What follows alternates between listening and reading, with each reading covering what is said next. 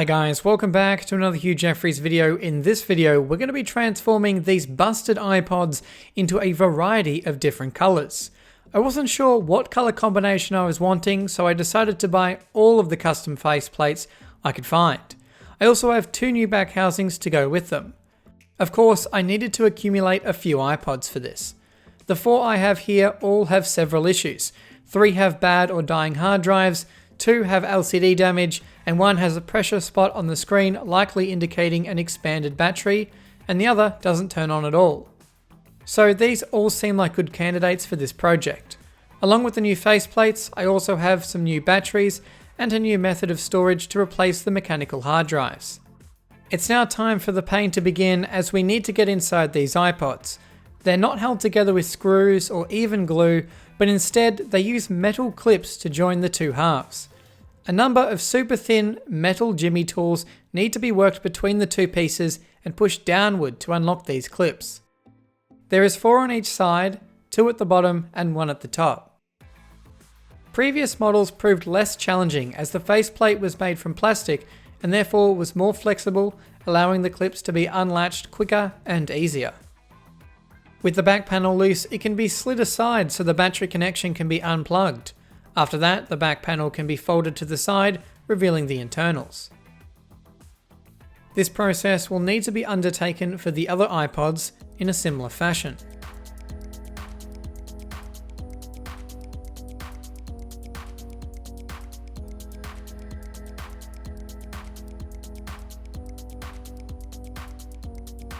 For the third iPod, I found the hard drive had become stuck to the back, as the rubber mounting had begun to disintegrate, and as a result, it had become sticky.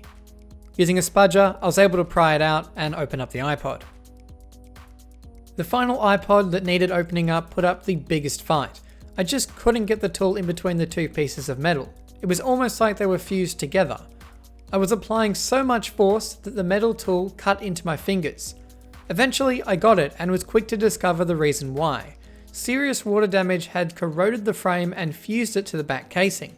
This would also explain why the iPod isn't turning on. With the back lifted up and out of the way, you can see there's some rust on the hard drive, but that didn't stop me from putting in a fresh battery to see if this iPod would show any signs of life. Unfortunately, the results were just the same, so we'll have to see later on if cleaning it in some isopropyl alcohol will resolve the issue.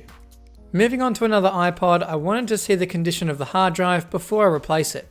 Holding down the rewind and center button on boot will bring you into Diagnostics. From here, I can navigate into the hard drive's smart status report. This drive has a start-stop count of 23,000, maximum sustained temperature of 250 degrees, and 8 bad sectors pending reallocation. It's fair to say this iPod is needing a new hard drive. I'll remove the old one and put it aside. Inside, the iPod is quite simple to work on.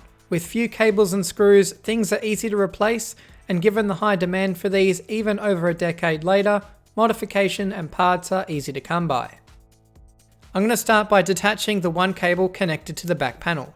From here, I'm going to be able to remove the 6 screws holding in place the front panel. I'll replace this with one of the custom colored ones. It's always a good idea to disconnect the flex cable for the LCD, as it can come out when trying to remove the front panel. I'll pry off the front panel by using a jimmy tool and carefully inserting it in between the frame. It's very important not to dig in too far here, as you could damage both the motherboard and LCD. Moving the click wheel aside, I'll remove 2 Phillips head screws so I can detach the motherboard from the frame. It is also adhered into place, so I need to gently press on it to remove it. It's vital that you hinge it at the bottom, as I'm doing here, as removing the bottom first will likely snap off the battery connector. With the logic board removed, we now have access to the flex cable going to the click wheel.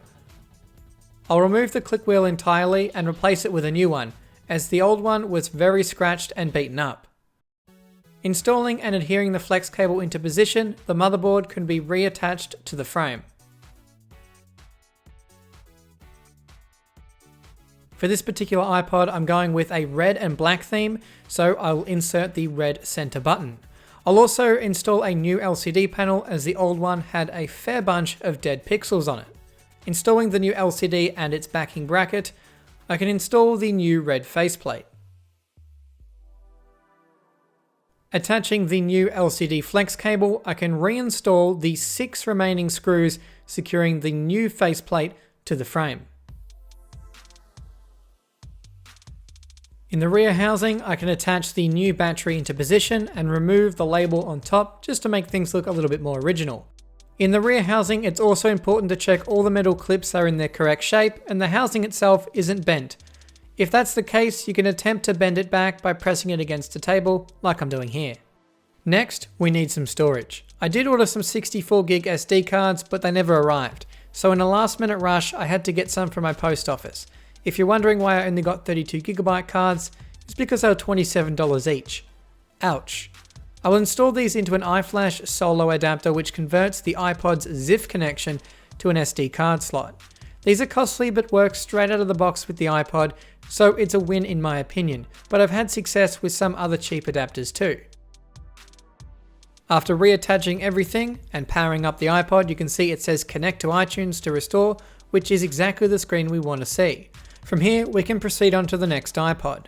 This one was the difficult to open and water damaged device, so we're going to see if we can get any signs of life out of it. And to do that, I'm going to disassemble it entirely and clean the board in isopropyl alcohol. The idea here is that it's going to remove some corrosion and hopefully it will spring back into life. However, I wasn't able to remove the last screw as it was completely rounded off. I decided to proceed to force the front panel off the device as it didn't work anyway. I was able to remove it with the only damage occurring to the front panel itself. With it removed, I was also able to get out the old screw using some pliers. Whilst one screw hole on the front panel isn't really there anymore, you could still reuse it. As for the iPod itself, I sprayed it in some isopropyl alcohol and brushed away at the board to remove some visible corrosion that I could see. Even after cleaning it, it didn't power on with USB. I did test it with FireWire off camera, which runs on 30 volts. It fizzled for about a second and went pop with sparks flying out above where the charger plugs in. While I didn't catch it on video, it's fair to say that this is a parts-only iPod. Up next is another iPod with a failing hard drive. This one has 29 relocated sectors, so it is fair to say that it is almost completely dead. So I'll need to replace the hard drive with an SD card solution, and whilst I'm at it, I'm going to replace the faceplate and back panel with one that is purple coloured. As this is a silver iPod and I'm going to be replacing it with purple parts, I'm also going to change the click wheel to be black to better match my purple colour scheme. It's quite scratched anyway, so no big loss. I have plenty of used click wheels laying around, so I'll just attach one of those and reinstall the logic board back into the frame. After attaching the 2 Phillips screws, I can install the purple center button and attach the click wheel and LCD back into position. From here, I can attach the new purple faceplate and secure it down with its 6 Phillips screws.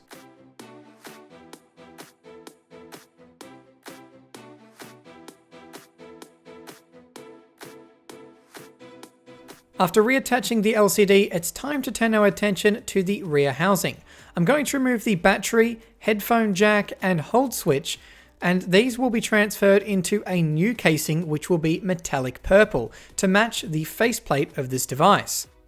I'm actually getting these parts from the water-damaged iPod because they are black in colour, and the ones in this particular iPod that we're working on were actually white. So just to stick with my colour scheme, I'll be harvesting this from our donor iPod. With that, I can simply screw all of these components back into the new metallic purple case after giving them a clean down with some isopropyl alcohol to remove any gunk that's on these parts. I'll also reapply some fresh adhesive to the back of the hold switch, which will attach to the battery.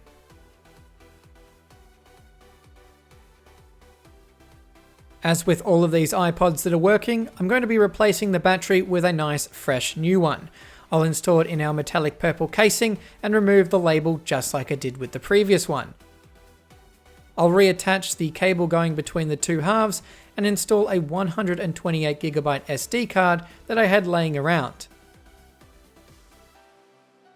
With the adapter installed, it's time to close up the two halves and attach the battery.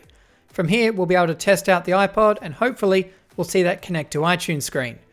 Sure enough, powering it on, it's exactly what we get. It's time for the last iPod, which I'll be making blue. I don't have enough iPods to create every colour, so I just picked my three favourites, which were purple, red and blue. I was hoping to make 4, but as one of the iPods I purchased was dead, that wasn't possible. On the back of this iPod was a sticker which I had to remove using some adhesive remover. I won't be replacing the rear housing as I didn't have a custom one that I wanted to attach with the blue faceplate.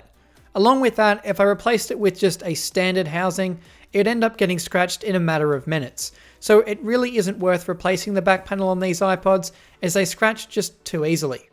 I'll install a new battery and attach the hold switch and headphone jack cable back to the logic board. After that, I'll attach another 32GB SD card into an iFlash solo adapter and attach it to the iPod. Reconnecting the battery, we can test it out. Powering it up, we didn't see a connect to iTunes, instead a giant cross. So it was time to test my connections. It looks like I just haven't plugged the iFlash solo card in properly, so I'll simply reseat the connection and try again.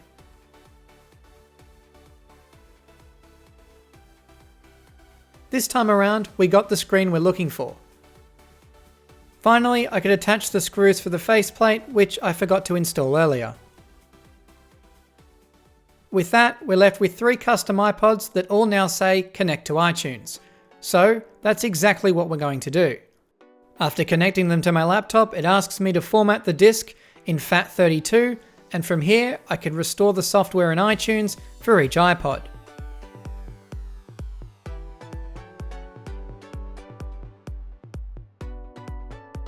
When it came to the purple one, I was running into some issues with Windows saying that there was no drive inserted in iPod, which had me a little confused, but I did some experimenting and it will still show the Use iTunes to Restore screen if there's not even an SD card installed. So the adapter itself is obviously responsible for that message. After reseating the SD card, it showed up in Windows, I was able to format it and restore the iPod. Before closing them up, I booted each device into diagnostic mode to test all the functions. With everything working, it's time to seal them up.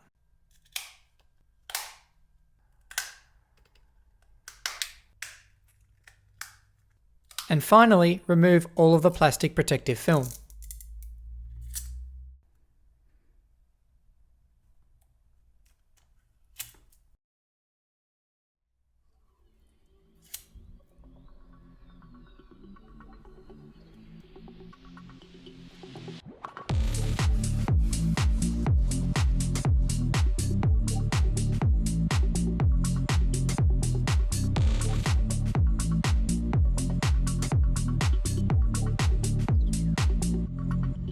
So this is it, iPods in every colour I could find. The gold and green ones have no internals, but I put them together so you could see what they'd look like. As for the 3 working ones, we have a 32GB blue, 32GB red and a 128GB purple. Purple is my favourite colour and that metallic back casing looks stunning and reflects the light just beautifully. I won't be keeping all 3 of these iPods, so be sure to check out the Hugh Jeffries store as I'll be selling them off there. Every time I make an iPod video, I always get asked about the abandoned iPods I found, specifically the one that powers on with the red X.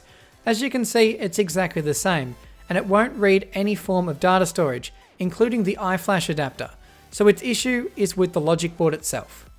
And on that note, this has been a Hugh Jeffries video. If you like what you saw, hit that subscribe button and consider checking out the MP3 player playlist for more videos just like this one. Also be sure to check out my online store, link for which is down in the description. That's all for this video, and I'll catch you guys next time.